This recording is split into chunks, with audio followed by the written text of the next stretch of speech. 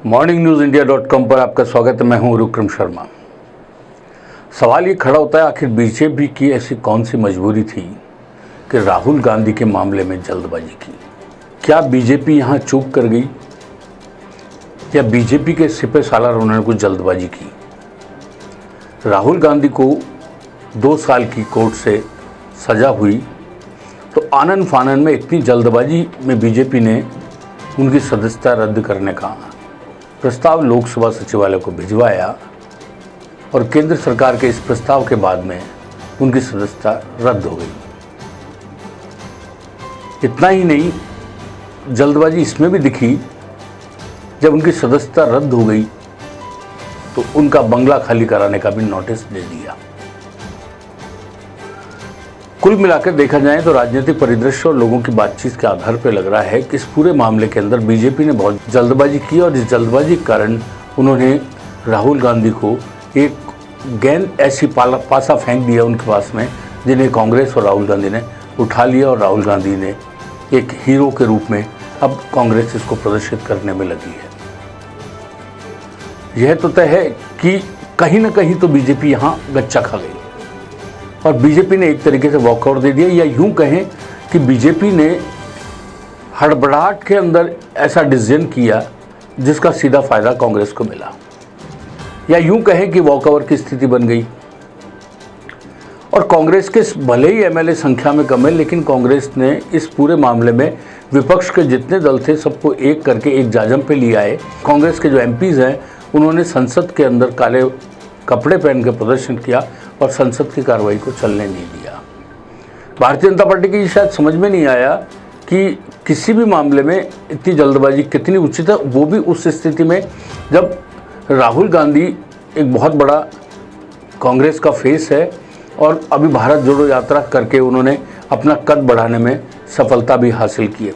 Bharatiya Janata party भले ही कितना कुछ कहे कि इससे कोई फ़ायदा नहीं हुआ, लेकिन सच्चाई ये है कि इसका फ़ायदा उसको मिलेगा, ये तय बात है। दूसरी बात, सदस्यता जाना कानूनन होना है मामला, ये एक अलग विषय है, लेकिन बंगला खाली कराने का नोटिस हाथों हाथ देकर उनको 1 महीने के अंदर इसका समय देना कि इसमें खाली कर दे, तो यहाँ राहुल गांधी और कांग्रेस एक ऐसा कार्ड अपने हाथ में ले लिया जो सिंपैथी वेव के रूप में काम आएगा कि भारतीय जनता पार्टी की केंद्र शासित सरकार पूरी तरीके से राहुल गांधी के पीछे जानबूझकर पड़ी है। अब ये बात कितनी तरीके से कांग्रेस जनता तक पहुंचा सकती है, जनता को किस तरीके से कन्विंस कर सकती है, वो तो इन नेताओं पर निर्भर करता है कांग्रेस के, लेकिन एक ऐसा कार्ड तो वो कांग्रेस के हाथ लग ही गया।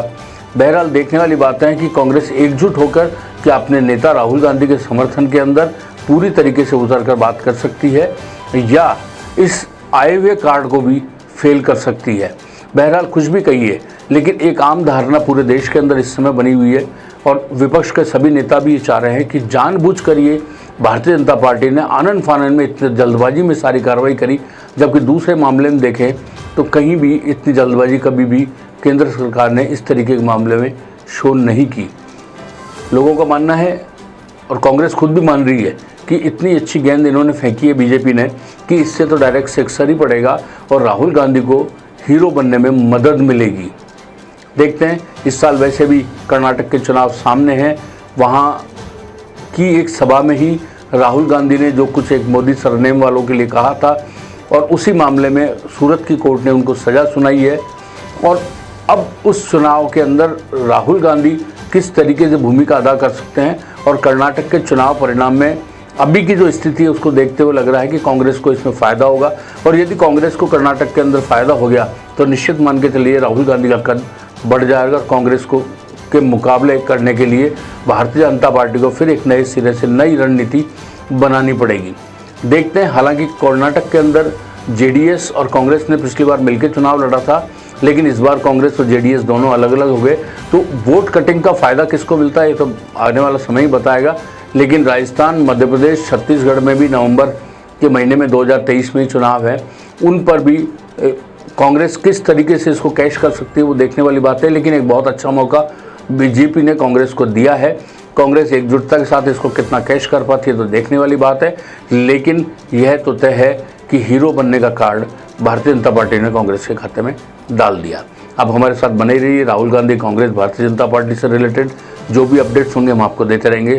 तब तक के लिए दीजिए हमें इजाज़त। नमस्कार।